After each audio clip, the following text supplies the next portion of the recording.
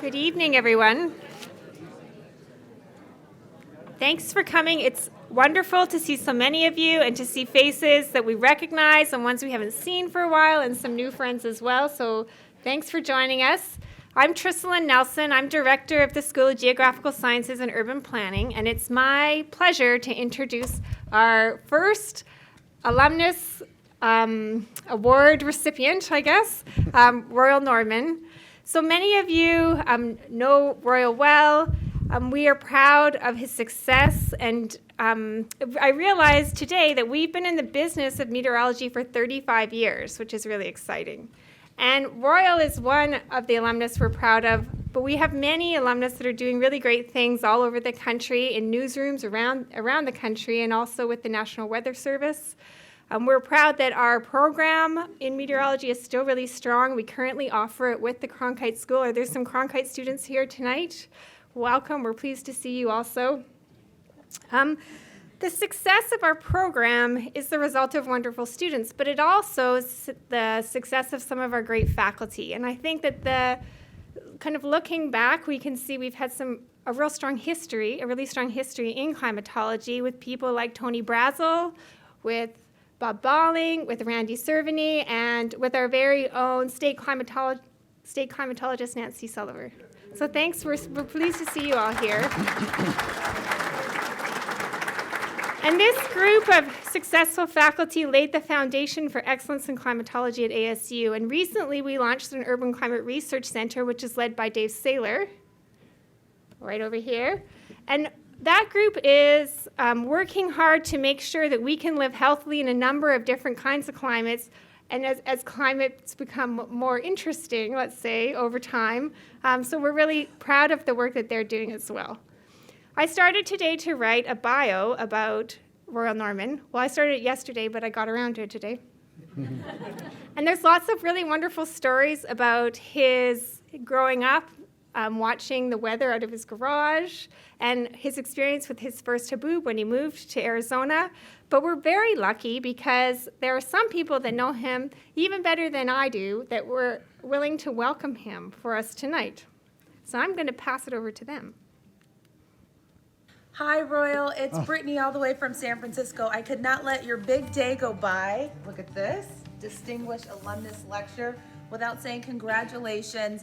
You have always been awesome, so supportive. I'm just happy to call you not only my mentor, but a lifelong friend. Royal Norman.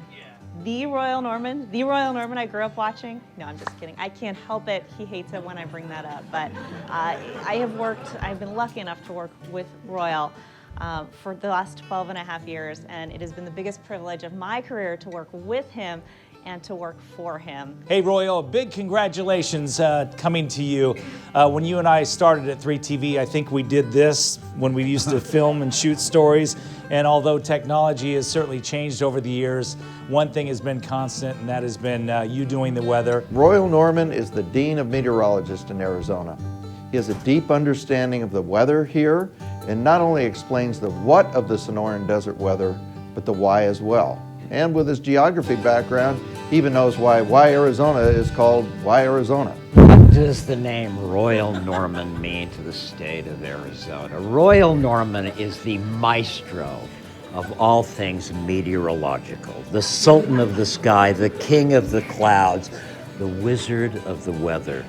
He sent us to a corner up here, a little bit north of the station, and I had my doubts because it looked like there were some partly, blue skies, and within 20 minutes, it just came down on us. We ended up getting pounded by the most fierce storm I have ever been in. Don't doubt Royal for a second. Royal is an excellent meteorologist, but he's actually a really great human being as well. I've had the pleasure of working with Royal for over a decade on the Christmas Angel program, and every season he is really worried about how we're going to serve all these children. We have 52,000 children to serve through this program. He would look for the opportunities to serve every social service need imaginable. Disaster relief efforts with the Salvation Army, school projects, food drives, toy drives, the largest, of course, being the Salvation Army Christmas Angel program. He's the smartest guy in the room. He's one of the funniest guys in the room. And he just knows something about every single thing, it seems like. Got all this experience, right? I think most people are intimidated when they first meet Royal, but when you get to know him, you get to know a side of him that I don't think a lot of people get to see. One of the things that surprises a lot of people is that Royal actually has a very big knowledge of rap. Eminem, Ice Cube, 50 Cent. I know, I was surprised as well. You got some rhymes too. If you get him on a good day, he might throw some at you. And He's a big personality. He likes bunnies, yes, Royal, I mentioned that. The fact that he loves hockey, and the fact that he has a favorite drink, an old-fashioned. Big congratulations to Royal, and well, thanks for being one of the best members of Arizona's family. Congratulations, Royal. You deserve this more than anyone I know. Huge honor and congratulations, my friend. Well deserved. I love you. Congratulations. Any advice to Royal? Yeah, don't mess up.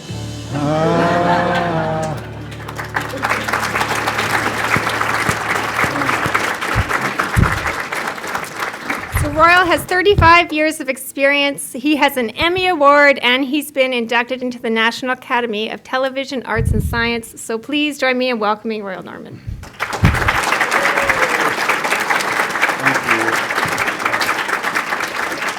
Oh my.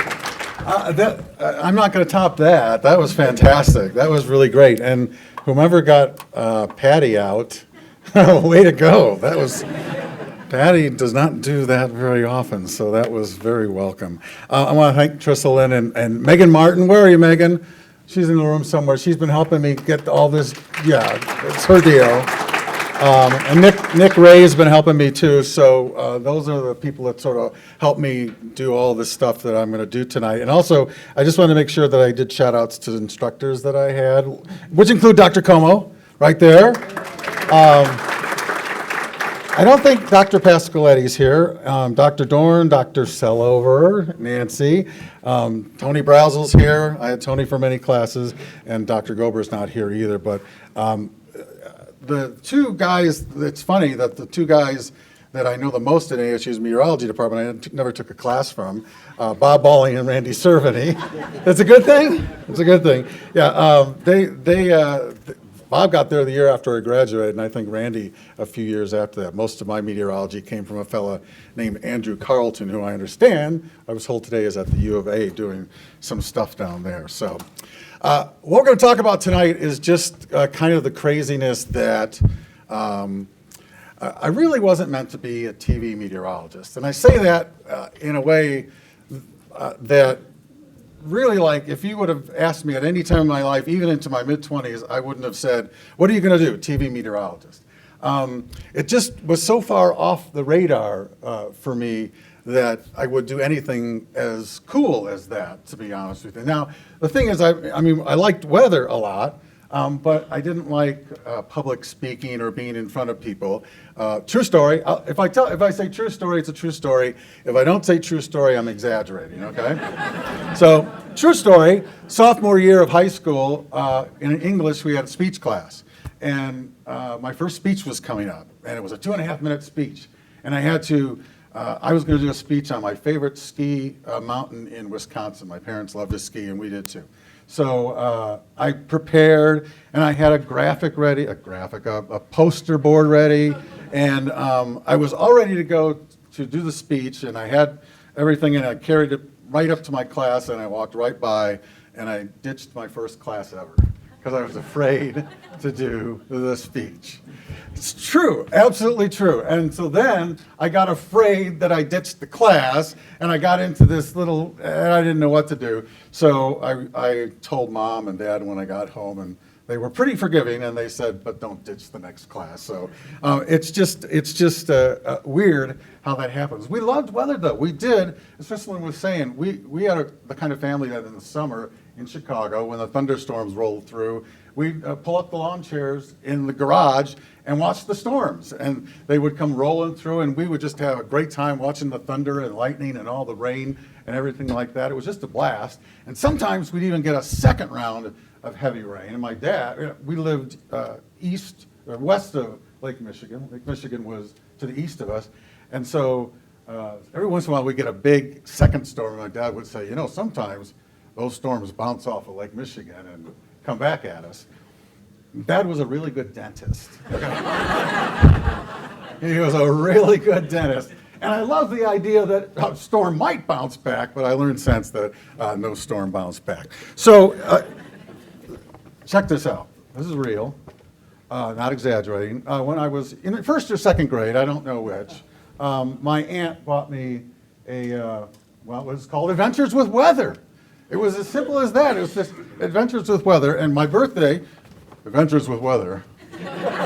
Oh, wait a minute. You know what I totally forgot? Oh, this is so bumming me out.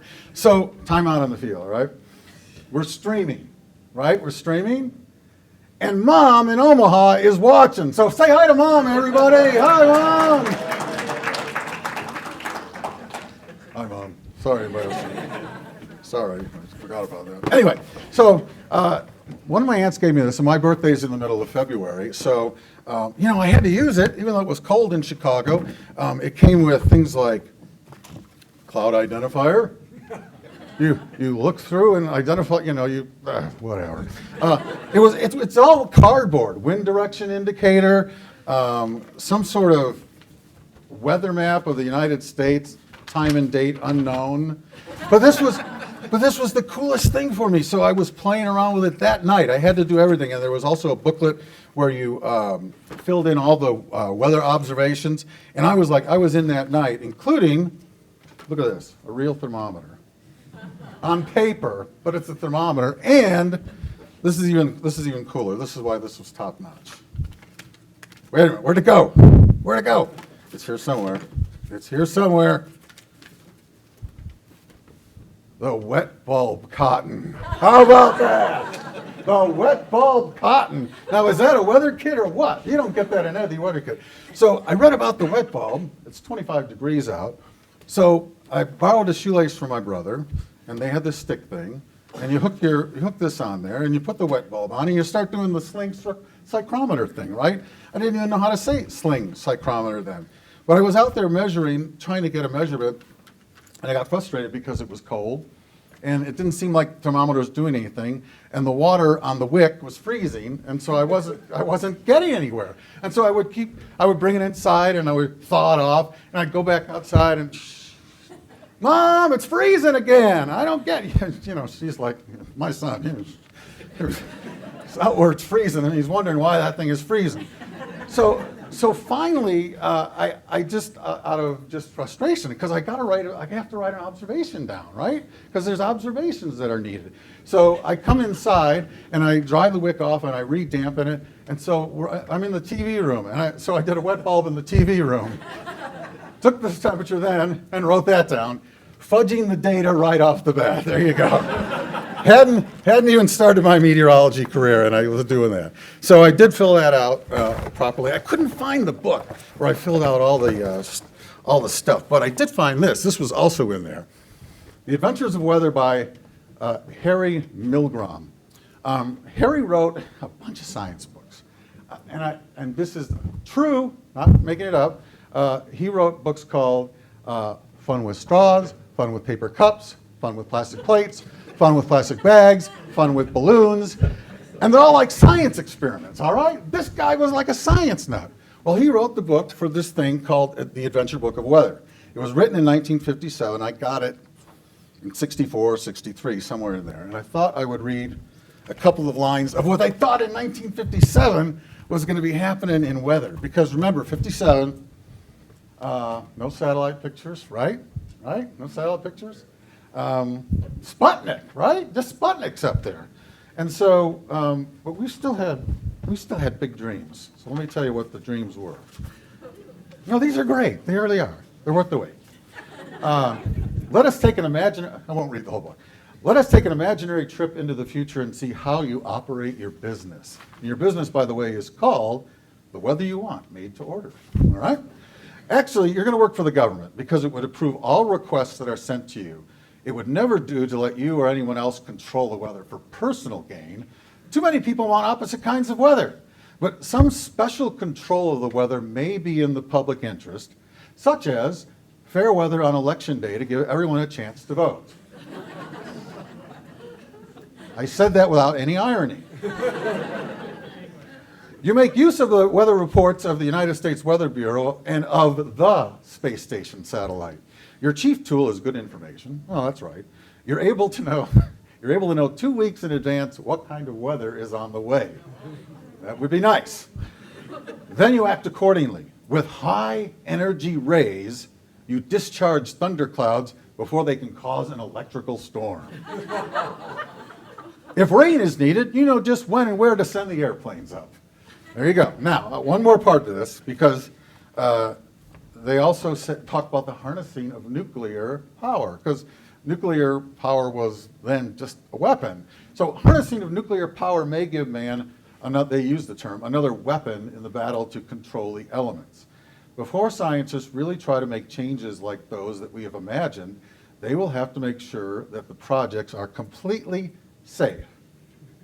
When the time for such projects come, the scientists will have to do some very careful figuring and planning. Citizens will have to know science so they'll be able to vote intelligently whether or not to approve these projects. I said that without any irony at all right? Anyway, I love reading old weather books. If you ever get a chance, do it, because, there's things like in the 1800s, 1840s, and 1850s, there was a thing called the philosophy of weather. There was a philosophy of weather. There wasn't just people trying to do forecasts. It was just a crazy number of different things that were going on. So it was in those early days that I also wrote my first weathercast. I wrote it to my grandma. I don't know if I was wrong or right, but I typed it out and I sent it to her. I sent her, the forecast was for Tuesday. I sent her the letter on a Monday and she didn't get it till Thursday. So it didn't work out. But I did watch a lot of TV. We were a TV and a news family. We watched a lot of news and a lot of TV weathermen. And in Chicago, we had some really good ones. One of the guys I really liked a lot was Harry Volkman. And he was there for a long, long time. And Harry Volkman actually came to my school and did a school talk. How about that? We talk about, we go to schools a lot and you don't remember that, but yeah, I remember that. Harry Volkman came to our school and talked about the weather. So Harry Volkman, in the middle of the worst storm, one of the worst storms, winter storms in Chicago history, I have a clip of that. And it just kind of shows you the kind of meteorologist that Harry Volkman was. He had not predicted this huge storm with over 2 feet of snow. So Harry Volkman from circa 1967. The Weather with Harry Volkman, brought to you by Commonwealth Edison Company. And now here's Chicago's professional meteorologist, Harry Volkman. Hello everyone, thank you, Del Clark. The weather sometimes will give us fits, and this was one of the worst fits of a weather type to a forecast that I've ever seen. I came out at 5 o'clock tonight with the expectation that we'd have little further snow. Well, it went a lot further than that as far as what developed. Yeah, it did. It went to 2 feet of snow. And I remember that storm. We lived there. It was a crazy great storm because we got to go home from school early and stay home through the weekend and the next Monday. But it was a massive storm on Chicago scale. And this, you can look this clip up on YouTube if you want to. Sometimes it's very interesting because, first of all, he got 5 minutes to do the weather. Whoa, 5 minutes to do the weather? That's never happening. But he tries to explain why he got the forecast wrong. And the thing you feel is like, I'm just sitting there watching this going, dude, you don't have any tools.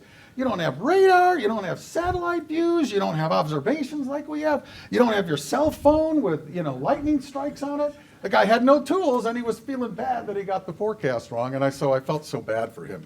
But I loved it when it snowed in Chicago. That was one of the really cool things. And my colleagues know my love for a certain type of snow. And the first time I ever saw it was on a Christmas Eve, true. We were driving from my grandparents' house in the city, back to our house. And we went through this little area that was all decorated, row homes, and every home had the Merry Christmas, one letter of Merry Christmas and then Happy New Year on the other. For a kid, a 6 or 7 or 8 year old kid, it was fantastic.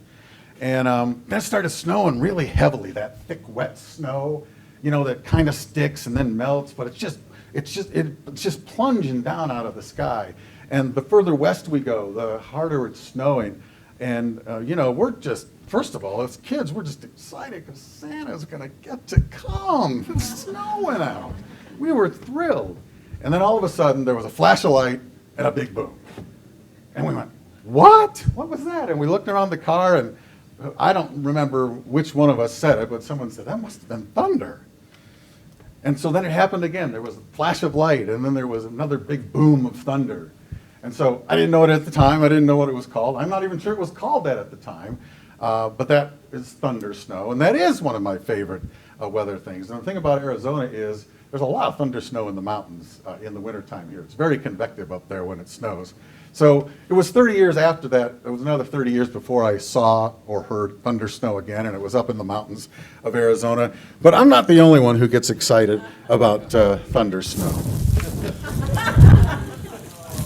Oh, yes! Yes! Yes! We got it, baby! We got it! We got it! Woo!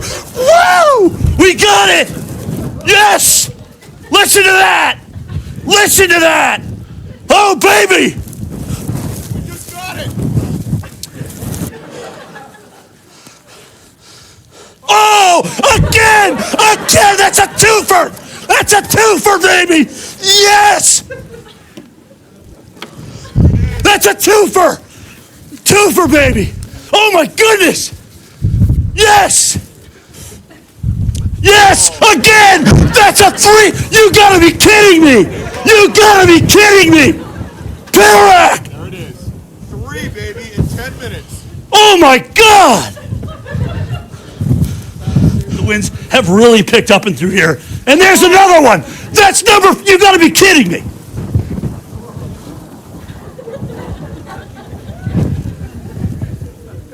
That is Jim Cantore from the Weather Channel, as you may know. And Jim's awesome. Jim's really an awesome meteorologist. He had a brief start in Flagstaff at a TV station up there, but he's basically worked his whole career at the Weather Channel. And the Weather Channel and Jim Cantore's name are sort of ubiquitous, and that's one of the best clips ever. And again, I shorten that. You can look this up online, and it's a lot longer. And actually, some of the edited stuff is even funnier because he's talking to his crew and he's so excited about it. He's just like a kid. So it was kind of fun. He likes thunder snow. I like thunder snow too. We're going to fast forward a little bit. And how did I get to ASU? So that's what we're here about. We're about ASU. Bob Balling is waiting for the Distinguished Alumnus Lecture, which begins now, Mr. Balling. I got to ASU. We moved down here in 1980. Nancy was working as a full-time reporter at a radio station. I worked part-time. She's a lot better reporter than I, and that's why she got the full-time job. And so the deal was, our whole plan moving down here was, one, to be closer to our parents who lived in Tucson. 2, Arizona is a beautiful state to live in. So when we got to look at it, we're like, because we both grew up in Illinois, we said, we got to go down there. And then number 3, we're going to go down there so I could go back to college and get a real job out of broadcasting. Because broadcasting seems to be kind of like it's kind of a gypsy-like thing sometimes. You have to move a lot, and you're in and out of places sometimes. And so our big plan was, we'll move down to Phoenix, and Nancy would work at her full-time radio job, and I would work part-time, and I would go to ASU. It was a great plan until I applied at ASU, and they rejected me. And I was like, what? Wait a minute. I haven't had that bad of grades in high school, and I went a year and a half at Illinois State University when I was in Bloomington Normal, where I had a little bit of a radio career. And the counselor told me, yeah, that's the problem. I go, what's the problem? He goes, well, the 3rd semester you took there at Illinois State? I go, yeah, was that the one where I left early because my job changed? And he goes, yeah, and you didn't withdraw and you got all Fs? True story. That's true too. So the counselor said, he said, don't panic. I was panicking. Because it was the whole game plan, right? I was supposed to go to ASU and get a meteorology degree. He said, don't panic. I got a plan. Phoenix College. Go to Phoenix College, get your grades up, come back here in a year, and apply. And so that's what we did. We went to Phoenix College, got the grade point up, boy, did I get the grade point up, you know, and got into ASU. And, you know, the thing I found about ASU that was great for me, I was kind of worried. I was always worried that I couldn't finish something like college.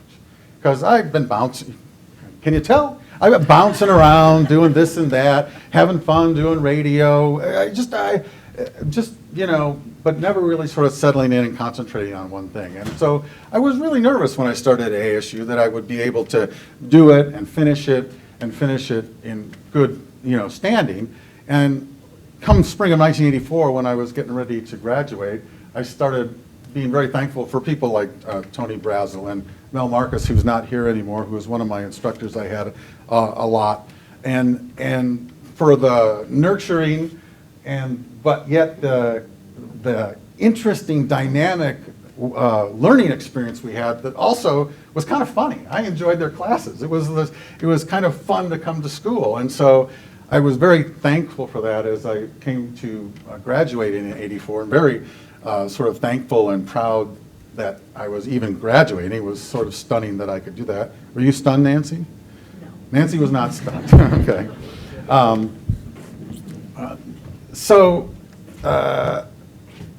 Yeah, so then there's the job part, right? So you're trying to get a job. And I'm at ASU and I'm applying for, I wanted to get out of broadcasting. So I was applying for non-broadcasting jobs. I applied at SRP and APS and the National Weather Service and the National Forest Service and AccuWeather in Pennsylvania, which is sort of an adjunct of Penn State University. I did get a phone interview with AccuWeather, and about 10 minutes into the interview, the guy asked me, do you have any experience forecasting snow? No. We're here in Arizona. We didn't do that part. So that didn't last. I did get a job offer from a company in Chicago, which was kind of a company that did forecasts for like futures and commodities. But when we added up the numbers, it wasn't going to make sense to go there. So we figured worst case scenario, I've still got my part-time job on the radio, and Nancy's still got her full-time job, so nothing's any worse, and so we'll just sort of slog it out. Well, one weekend I had a little bit of desperation or epiphany or whatever, but I used to watch the weather here all the time too, and I figured out that Channel 3 at that time was the only station in town that did not have a meteorologist. They had a bunch of people that did the weather, but they didn't have anybody that did meteorology. And so I wrote the news director a letter. Has anyone ever written you a letter, Dan, my boss Dan, without a tape? No, that's good. Okay, I like that. It's very unusual to apply for a television job by letter. I wrote Kurt Winkler a letter, and I said basically, I'm a meteorologist. I just graduated. I've got 7 or 8 years of doing radio. I'd like to come and try out if you have any openings, and I don't think I'd waste your time. I basically said that. And I mailed it on a Monday, and I thought, I'll wait till Friday to make the follow-up call. You know how you always plan that when you're applying for a job? When do I make the follow-up call? Too early, too late, not enough? Friday was my day. I got a call on Thursday from Kurt Winkler. Do you want to come in and try out? Yes, I do. When? And long story short, I got the weekend job at Channel 3. We did a newscast at 5 and 10 o'clock on Saturday and 10 o'clock on Sundays. And Kirk says, are you okay with $50 a show? Yes, sir. I'm okay with $50 a show. I'm fine. I'm going to be on TV. And the crazy thing about it is it meshed really well, really quickly for me. I was very lucky and blessed. I think the radio experience that I had helped. I'm sure the fact that I talk endlessly helps.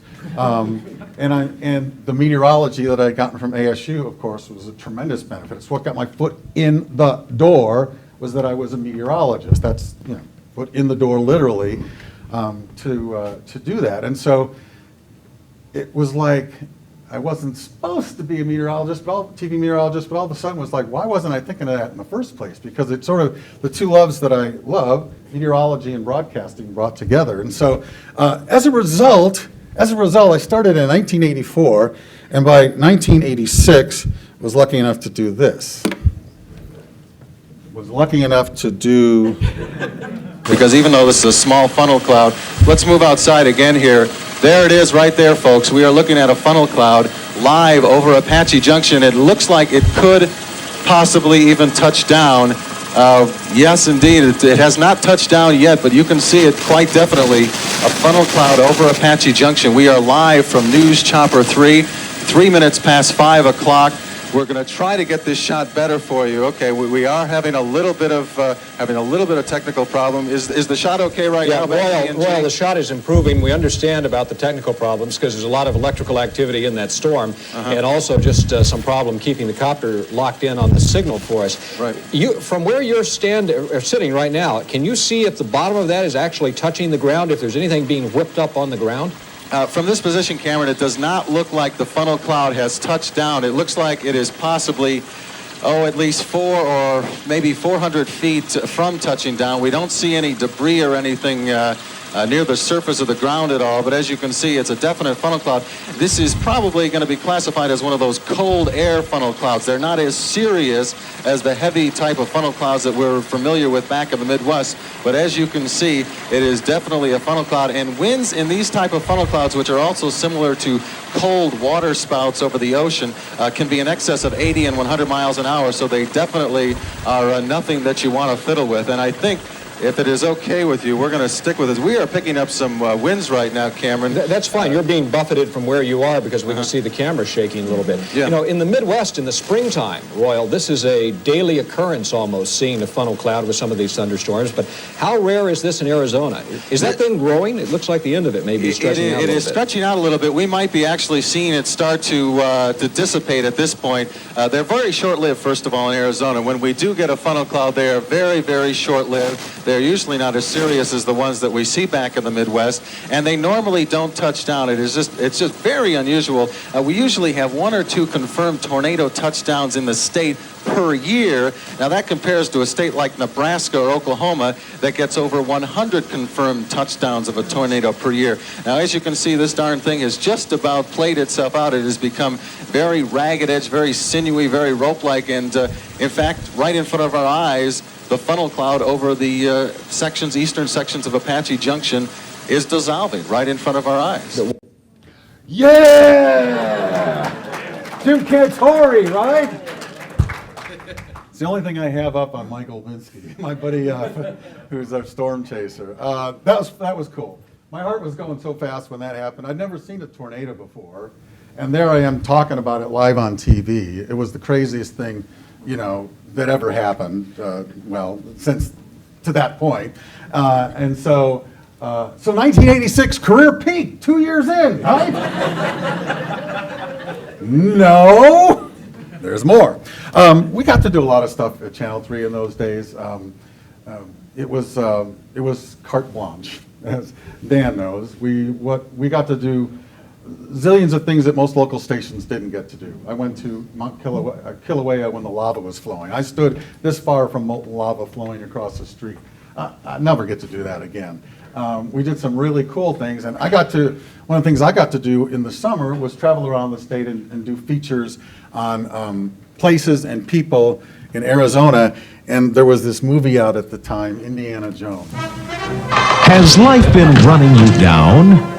Have you been so caught up that you just haven't been in the swing of things? Now you can change all that. Roll along with Royal Norman's Arizona Adventures.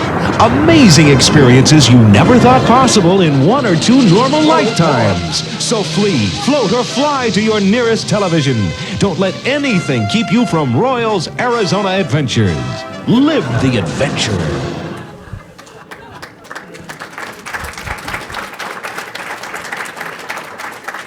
Career peak. That was 88. We've done a lot of stuff at Channel 3. One of the things that we started in 86 was Christmas Angel. And it was started, you saw Marlene Klotz Collins on the video beforehand. Marlene had an idea of serving the community with the Salvation Army. And she started, and Salvation Army started, and I was just the person who helped and did the fronting of it. Christmas Angel. In 1986, One Tree, Christown Mall, we were hoping we would serve 2,500 kids. We served more than that. It was fantastic. It grew from that, not only here in Arizona, where this year we're hoping to serve over 50,000 families, but it grew all across the country. So Marlene essentially is the mother of the Christmas angel around the whole country for the Salvation Army. It's a program that caught on, and it's one that we're very proud of. And it's one that, well, they just made a commercial of with me. So, and my boss loves this commercial. Ooh, what is it? Awesome! It's... Hi, it's Royal Norman from 3TV, Arizona's Family. Help to make the holidays a magic time for all kids through Arizona's Family Christmas Angel Program. Find an angel tree at one of the 14 Valley shopping malls. Pick a tag, return the new unwrapped gift, and earn your wings, bringing joy to a child in need. Christmas Angel is sponsored by your local Taco Bell franchisees. Thank you from 3TV, Arizona's Family. So, did you like the dance hands, jazz hands? Yeah. My boss, Dan Wilson, loves that. In fact, when the spot came out, he hollered across the newsroom, "Royal, the best thing of my day today, you doing jazz hands." So me, being the smarty pants that I am, is I took the commercial and I made a GIF of me doing jazz hands, and I sent it to Dan, and he has it on his phone. So anytime Dan wants to look at a GIF of me just doing jazz hands, we would invite you to get involved with Christmas Angel. It's really special to all our hearts at Channel 3. It's something that I get to do every year, and I feel privileged just to be out there with the Salvation Army and all the people that we help. And the crazy thing I can tell you about the Salvation Army, this will be year 41, I believe. They've never not come up with gifts for families. They've always come through. And that's what I think is amazing about Christmas Angels. So I wanted to talk about that before I finish and we do a little Q&A. So the bottom line is I wasn't supposed to be a TV meteorologist, but I'm sure glad I became one. And I'm sure glad that I went to ASU, which was the place that allowed me the opportunity to do this. So thank you, ASU. Thank you, my professors. And thank you all for being here tonight. Thank you.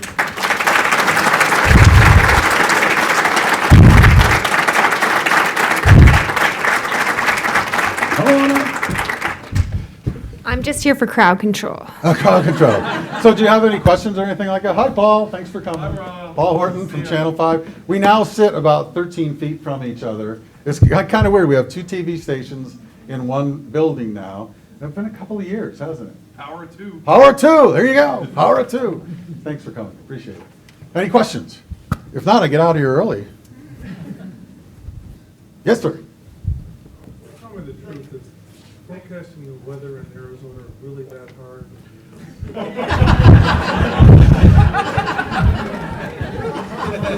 Over time, except occasionally it's a little hotter, it's a little colder. Yes and no.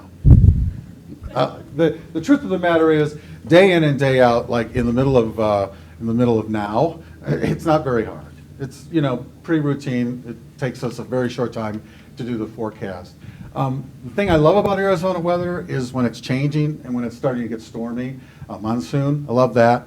Also the winter months when the winter storms start hitting. I love that because we have so many microclimates in the state. So it does become tough because we're trying to serve. We're a TV stations that serve most of the state, and so we have a lot of people that are depending on us. So the answer is, I would say the honest answer is every day of the week, no, it's not so difficult. But those days when it's tough, it's really hard because we do have more subtle weather patterns usually than, I worked a few years in Atlanta, and you could time a cold front coming from, Louisiana. You could time it when it would get to Atlanta. And so in a lot of ways, Midwest weather and Eastern weather, was easier. But yeah, it's, and I got sit next to this guy, so that's kind of hard. Thanks. I'm just kidding. Any other questions? They can be TV or meteorology or, yes? I have a question. Yeah. In your many years as being on TV forecasting, what's been the most, other than the career high point moment that you showed on TV right there, what's been the most interesting storm that you've ever forecasted? Oh, man, you know what? I tell you what, it's kind of the one time when we just had a tremendously terrible winter where I think we had, I want to say 14 straight days of rain in Phoenix. The Salt River flooded. Randy Cerveny joined me along the river as we watched the Mill Avenue Bridge that was being built at the time collapse into the waterway. because they couldn't keep water in the dams. There was so much rain and snow falling. And I believe it was 14 straight days of measurable rain for Phoenix. And that was the craziest I can remember it ever being for such a sustained time. And it didn't stop. We just kept going and going and going. And so it was also very exciting. And it was also the kind of weather that impacted a lot of people because and then we had a lot more unbridged crossings than we do now. So people just could not get where they were going. It was crazy for a couple of weeks. Yeah. Yeah. Can you tell us a little bit about seeing your first haboob? You Well, like that word? Oh, let's hear it. I saw my first dust storm. The first day Nancy and I moved to Arizona. This is true. We were driving down the Black Canyon Freeway into Phoenix, middle of August, hotter than heck. We saw these dark clouds in the distance, and we didn't know exactly what it was, but found out later it was a dust storm coming our way. And it was kind of funny because we got off the highway and stopped to get a Coke or something, and I remember asking the person at 7-Eleven, "Oh, looks like it's going to rain," and the person was real ambivalent. And we got to our apartment at 32nd and Indian School, and we were so excited about this storm coming.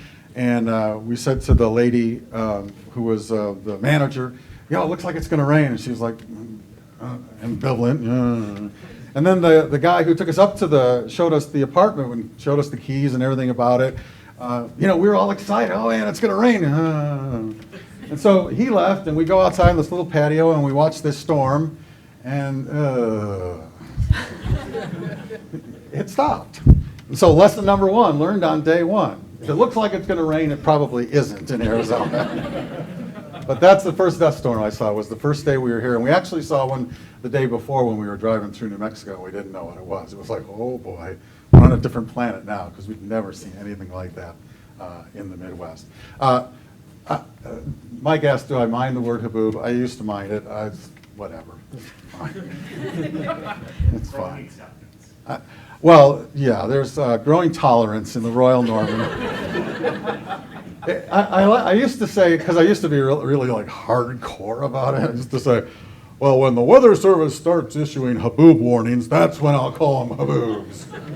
But I gave up on that. People like to call them haboobs. We know, here's the deal, it's language. People know what we're talking about. People, when you say there's a haboob coming, they know exactly what it is, so I can't argue with that. So I still like dust storm. Yeah. Yeah. Dan. How did the fact of climate change become something so hotly debated, and what role can meteorologists play in bringing facts to that discussion? Well, it's been hotly debated for 25 years, as you know, and it continues to be. We have sort of, to be honest with you, at Channel 3, I don't know about Channel 5's history, but at Channel 3, we did a lot of stories about it in the 80s and 90s, and then we started steering clear of it. And we didn't do a ton of stories about climate change as it impacted Phoenix, which is really what we should be doing more of. But we've got the urban climate study now going on, and that was total news to me. And I'm like, we need to use that resource more because our climate is changing in Phoenix. The low temperatures are going up astronomically. There's going to be a day, and I'm not waiting for this day, but there'll be a day where we have a low of 100 degrees in the valley. I don't want that day to happen, but it's coming, and it's coming pretty soon, probably. And so it's those, especially those nighttime temperatures that are staying up more and more, that's really creating some issues for Phoenix and for the entire valley. That coupled with the whole issue of water and water rights and the fact that we almost went dead pool in Lake Powell a few years ago, which dead pool there means it gets below a certain level and the lake can't come back. They can't generate electricity. They can't let any water down the Colorado River. It's just lower than any of the drains are. And so the only way it could come back is if it rained or snowed a lot. They almost reached that a few years ago at Lake Powell, and right now Lake Mead is really low. Probably not in trouble for a year or so, but it's something that Arizonans have to worry about because Colorado River water, guess who has the best rights? Not us. Yeah, not us. We're way down the chain when it comes to Colorado River water. So, sorry, I answered way too much there. Yes? Thank you for doing the Christmas Angel program. Do you have a favorite story? I'll just tell you one from last year that amazed me. Okay, remember last year the hot toy was the Hatchimals? Everyone had to have a Hatchimal, right? And so the Hatchimals were these goofy eggs that hatched, Hatchimals, and like a fluffy toy came out of them or something. So Hatchimals sold out instantly everywhere. And then, you know, it was the kind of thing where online you could buy Hatchimals, but they would be hundreds of dollars, and I don't know what they retailed for, 50 or 60 or whatever, but you couldn't buy Hatchimals, they weren't in the store. So we were out at Superstition Mall, and just one crazy day, and we made a call out. We said, hey man, how about a Hatchimal for the kids? How about someone come in with a Hatchimal? And we had no expectation of anything like that happening. And I swear to you, within 30 minutes, I saw this family creeping in by the side while I was on the air live, and I saw they had a Hatchimal. And, but I kind of did this to them. I kind of like said, wait there a second. So I finished doing my weather, and then I walked over to them live, and I said, what do you got there? And they brought us a Hatchimal. And they brought it for a kid, and that Salvation Army got that delivered. So some kid in Phoenix, Arizona, in Mesa, most likely, because that's where the gift was given. The gifts stay in the communities. Got a Hatchimal under the tree, and that's pretty cool. So that's one of the stories I like. And the other stories are just continuing stories that people who were helped by the program, they're now some of the biggest givers. It's just amazing how they come back every year. This program helped me when I was a kid. I want to help it now. We see them every year. It's fantastic. Yeah? Well, in the last 30-odd years or so, what's been the biggest thing in broadcast meteorology that you think has changed? And has it changed for the better or for the worse? It's changed for the better, of course.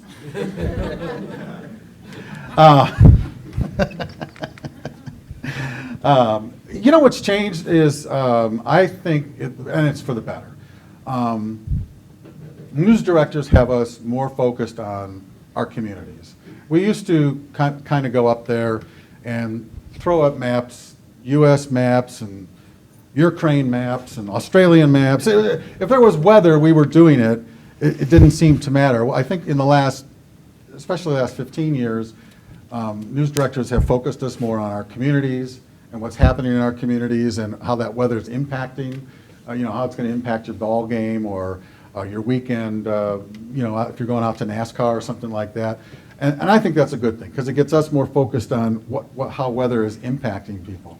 And I think the other great thing is the technology is just is off the hook. I mean, it's just, you know, I can't even believe the stuff I have on my cell phone, let alone that I have sitting in my studio at Channel 3. So I think it's been a great improvement, and I think you're going to see TV weathercasters for a long, long time.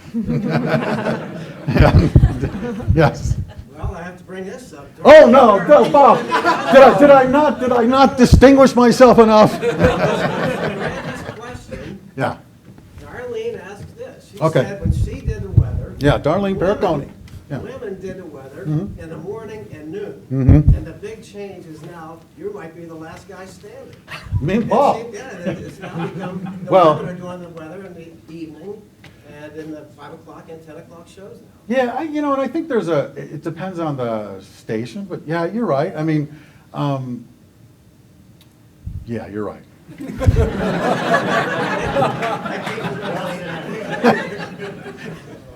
It's a station by station thing. I mean, yeah, I've had morning jobs and I've had night jobs, and everywhere in between too. So, and it does cycle, but yeah, right, Paul?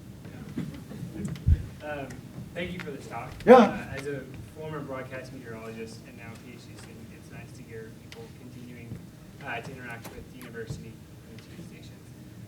But how does the position as a broadcast meteorologist, so often you're placed in the position of being the scientist for Yeah. the television station, how does the fact that you can now interact with the audience on your phone in multiple different platforms, how does that affect the way that you convey science? We're busier. Seriously.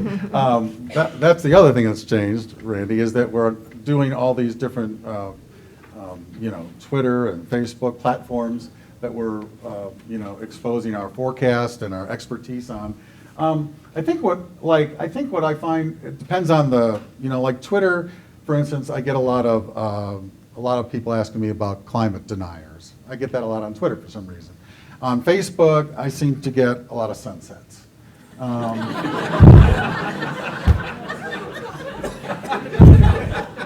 Which I don't mind. I like sunsets. They're a lot easier to answer sometimes.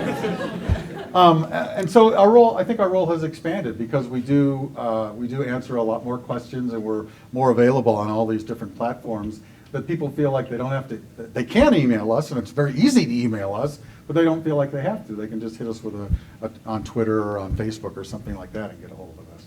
So it's changed in a whole bunch of ways, and it will continue to change where, even though I do believe there will always be TV, whether forecasters and meteorologists, they're always also going to be, besides TV, they're going to be doing all this other stuff too.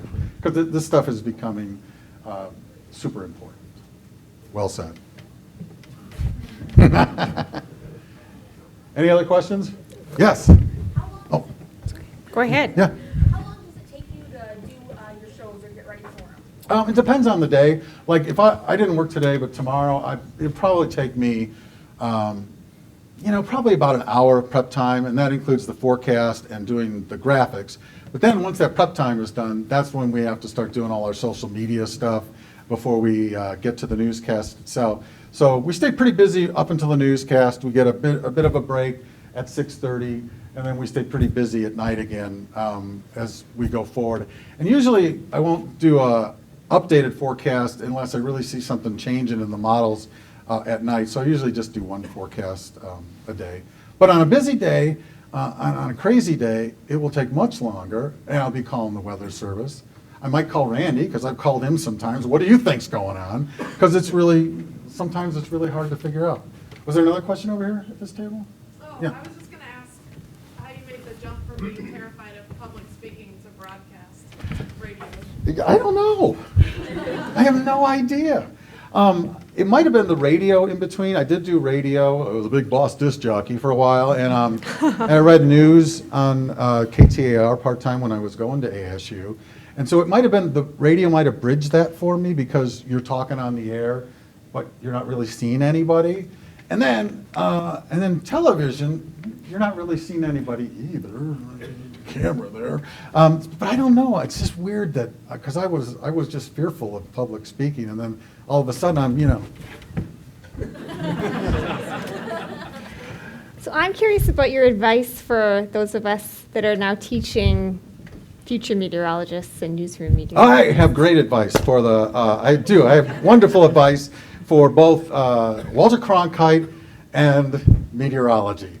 Get together with a degree that you can market that is a broadcast meteorology degree. Now, I know it's hard. Walter Cronkite's got its stuff, and meteorology's got its stuff, but if you did that, you'd be the only program in the world where people could come and get a BS in broadcast meteorology and walk out the door and apply to Dan Wilson for a job and have the right credentials to do it. Right now, they can double major, which is a lot of work, and I couldn't have done it. It's a lot of work to double major, as you know. And then, the other option is, we have a woman who works in our editing department who is just finishing up at Walter Cronkite, and she's starting to take the Mississippi State program, which you're aware of. And so she'll take that for 3 years, and then she'll be able to call herself a TV meteorologist. But it's taken her Walter Cronkite plus 3 to do that. So I say try to find a way to work together. Sounds good. That's all. Well, with that, I'd actually like to ask any faculty who are here that taught Royal to come up. Well, come on, you guys, don't be shy. Malcolm and Tony. You guys are here. Nancy. Yeah, come on up. Randy, get up here. Nancy never taught me. Let's see, who else? Bob didn't. Okay, here's the Bob Balling story, right? So Bob Balling gets there the year after I leave. No, it's a great story. It's a great story. Bob Balling gets there the year after I leave, and he wanted to have an ASU grad come talk to his kids, which I thought was pretty cool. So I went and talked to your kids. You probably remember that. He could not have been less impressed with a meteorologist. I'm just kidding. Bob's my buddy. He's my buddy. Come on up here, guys. there room for? Yeah, there's room. Yep. You made it. Congratulations Thank on you. being the inaugural Oh, Distinguished Alumni. thank you. Thank you very much. Thank you, guys. I appreciate that. Thank you. Thanks, Tony. Appreciate that. Thank you. Pretty cool, huh? Yes. You made no mistakes in geography of Arizona. I did not make any mistakes, did I? No. Thank you all. Appreciate it. Thanks for coming, too. But she's got something else to say. I do have one I'm more gonna thing sit to down. say. Come on, guys. So while I have your attention, I just wanted to let you know that we're really excited. Getting together with alumni reminds us that we wish to spend more time with you, with the alumni and community. So we're bringing back Friends of Geography, rebranded as Friends of Geography and Urban Planning. So on your tables, you'll see a piece of paper, and it has a link there where you can go and provide us some information about what you would like, what kind of activities you would like. Do you want Malcolm to take you hiking? We might be able to organize a mountain bike trip. Do you want talks on faculty or time with students? We'd be really keen to hear from you about what would get you back to come and visit us again. So thanks, and thanks so much to Royal Norman for that wonderful talk and for all of you for coming. Thank you.